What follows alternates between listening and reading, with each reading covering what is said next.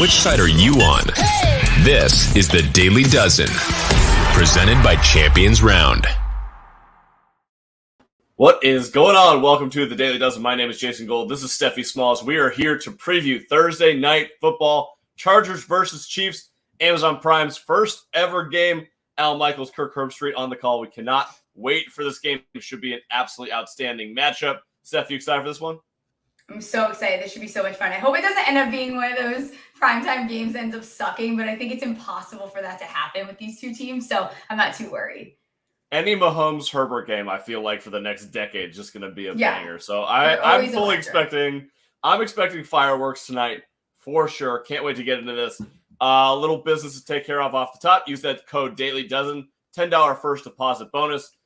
Enter by 5:15 p.m. Pacific, 8:15 p.m. Eastern for your chance to win $1,200 tonight by going 12 for 12. But all you have to do in order to make money with us is hit 7 props or more. Let's jump into the props for tonight's game on the Daily Dozen. Here we go. First one on the board, Chargers versus Chiefs, total points 54.5. We talked about this on Gambling with Gold, episode 103. It's available on Spotify and YouTube. Little shameless plug right there. I bet the under 55. We talked about it, the number at 54. Number's still 54 in the market, but because of the way we play Daily Dozen, we're going to give you an extra half point here. Steph, which side are you going to take here? Okay, so the brat in me really wants to take the over in this game, wants to take over Kansas City's points, wants to take over Chargers points. I think it would be a better game if we just get this massive shootout. But I think it was Action Network that tweeted out, like, since 1990, totals 54.5 or higher on Thursday Night Football are 7-0 on the under. And it's under by, like, almost 14 points per game. So it makes the under obviously the smart play. But when I submit my Daily Dozen, can't promise that I'm not going to smash the over. Can't promise. Fair enough. And I think the general expectation would be with these two quarterbacks that the over is probably a good play. Under 55 was an absolute smash spot for me. 54.5 is also. I'm not sure the lowest I would take this number to. My prediction, I guess we'll talk about it in a second. You know what? Let's get to the next part before I talk about my prediction for the game. Kansas City Chiefs total points 28.5. So again, depends what narrative I'm riding. Leaning the under here if I'm going to follow that. But again, tempted for both of these teams to just score a shitload of points. So the total opened at 52.5. It got up to 55. Now it's at 54 in the general marketplace. 34% of the bets and 48% of the money is on the under here. So we definitely hit a high point at 55. It's going to keep coming down. I wouldn't be surprised to see it break 54 at some point.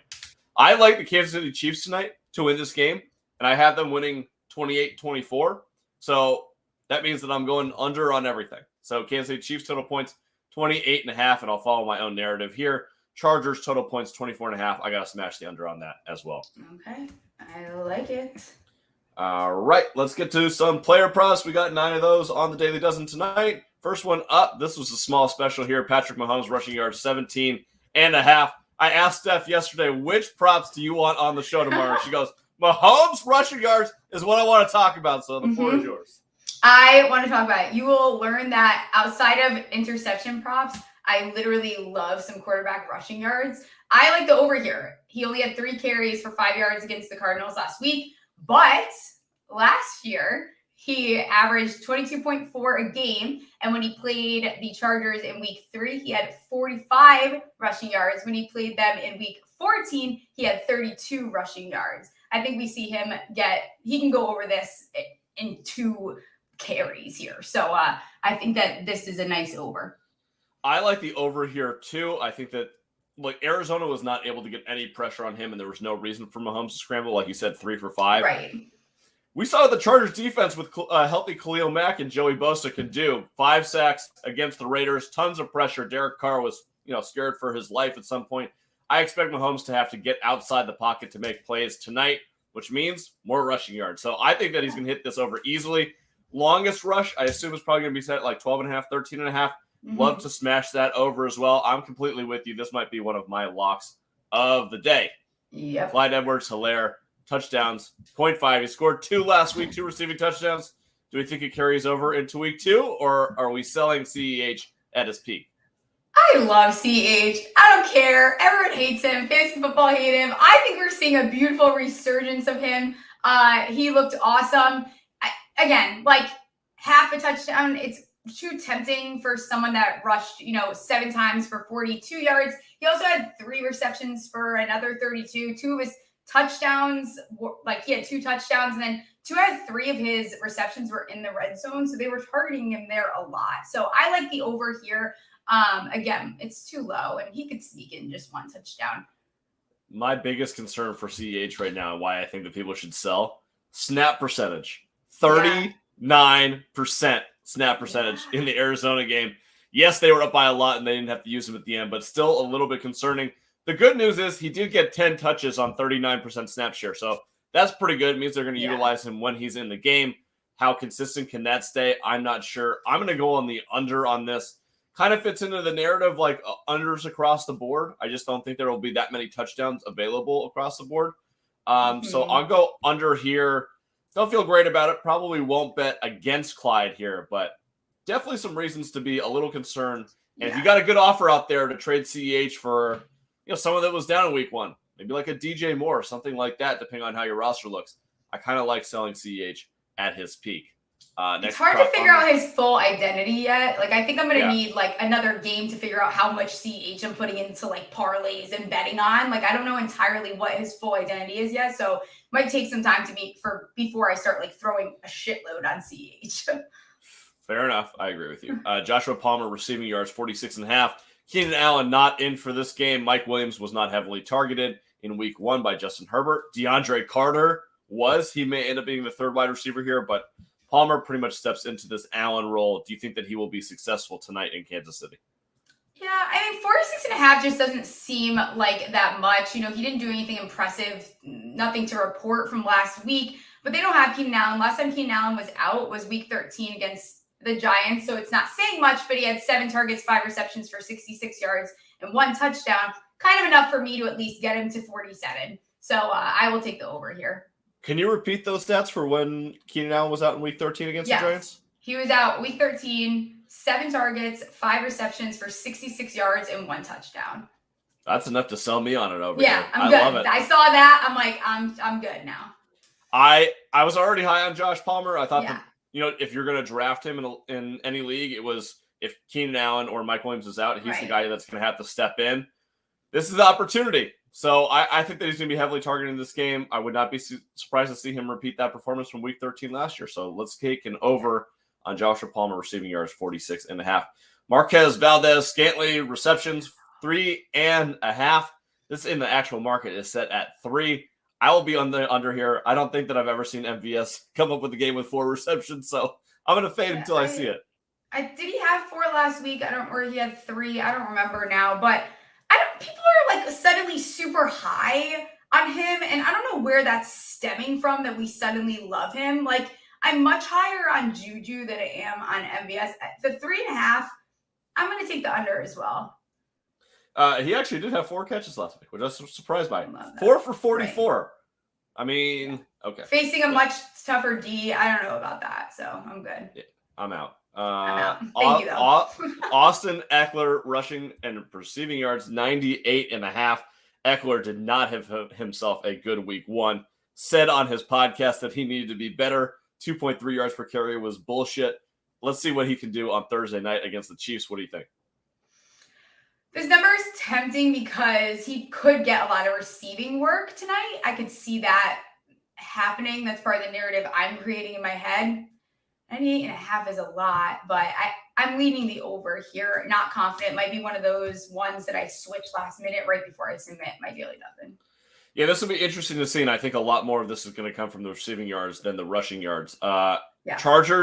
Chargers in neutral game situation was throwing 67% of downs last week, which would have ranked second in the NFL last year, which I'm trying to figure out whether or not that's going to be a trend continuing forward.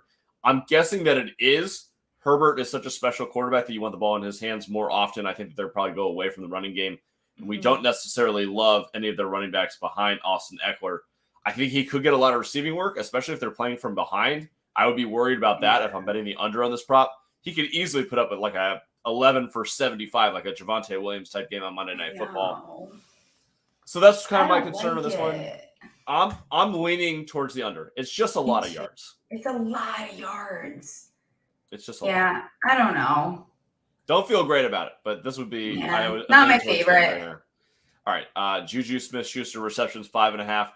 I'm going over. I don't care. Juju all the way. This is my guy this year. Give me the over. I love Juju. Give me the over as well. I want Juju to continue to show everyone that he's more than a TikTok dance, and he's fantastic. And I think that we saw that him and Mahomes have an excellent connection, and I think you're actually seeing the football player that we wanted out of Juju for a while that we didn't get to see. So I'm excited for him. I think he can go over this without a problem. I don't know what he had last week. I think it was 5. He had 6 for 79 all in the first half last week. No problem. Give me that. He had nothing in the second half, but 8 targets, 6 of 79 all in the first half last week. I expect, screw it. I'll put up there. I think he has 10 catches tonight. 10. Oh my gosh. Now you're being crazy, but I think he could have 7 or 8.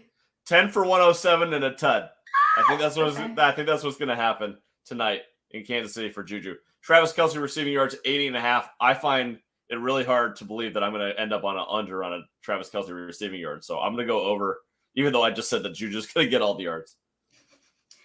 I don't know. I woke up this morning and I was like, it's going to be just one of Kelce's not so involved games. I don't know why. I just feel that way. It's a gut thing. Gut could be totally wrong. 80.5 is low though, still for Kelce. So with that being said, it's still tempted.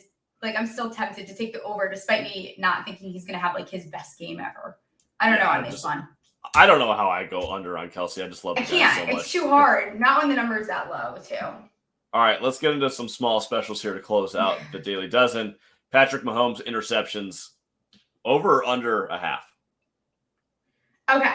Interesting here is his over is -140, under is +115. He threw 5 touchdowns, no interceptions, but they being the Chargers, just made Derek Carr, who I'm not comparing to Mahomes for everyone craps their pants, just made him throw 3. So they're able to apply that pressure. Tempting here, like the plus money of an under, obviously, but I think I'm going to lean the over, but I'll probably take the over on both of these, hoping that one hits. That's normally my little bit of technique for Daily Dozen. I'm going to go over on both of these as well, just because I can't help myself. I would not do that in a real world gambling situation because you're paying juice on both. And if you only hit one, you're losing money. I would actually take the under on both if both are plus money. Oh, but I found Herbert plus 100 at BetMGM to throw one. Ooh, plus 100 over. All right. No, now you're shopping lines perfectly. So I'll take the over on Herbert too. Guy threw 15 interceptions last year. Didn't throw one last week. He's probably due to throw one in this game. Also, they're going to have to be there. I think they're going to be playing from behind. He's going to be forced to throw more. Kansas City proved last week they can get pressure on the quarterback. So I'll go over on Herbert interceptions too. Games are more fun with interceptions, which sounds psychotic, but it is. It just makes the game more fun. That's like a pseudo serial killer trait from Steph. I just love turnovers and interceptions. I like sloppy games. I like when things get hectic. I don't know. That's great. All right. You have until 5:15 Pacific, 8:15 p.m. Eastern to lock in these picks. Turn $12 into $1,200. Playing the Daily Dozen. Use that code Daily Dozen for that $10 first deposit bonus. Also, we have 7 stakes contests this week. We got 3 of them. If you enter the one for Monday Night Football, you can win an A.J. Brown signed Eagles jersey. If you play Daily Dozen with us every day this week and you top our leaderboard, you can win a Justin Jefferson signed jersey. And if you play Daily Dozen every single day this month, you can win a Josh Allen signed Bills helmet by topping our leaderboard in the Daily Dozen contest. So good luck to all of you that are playing and participating in that. We'll talk to you soon. Let's make some money tonight, Steph. You ready? Let's do it. Let's do it. All right. Talk to you guys soon. Bye. See ya.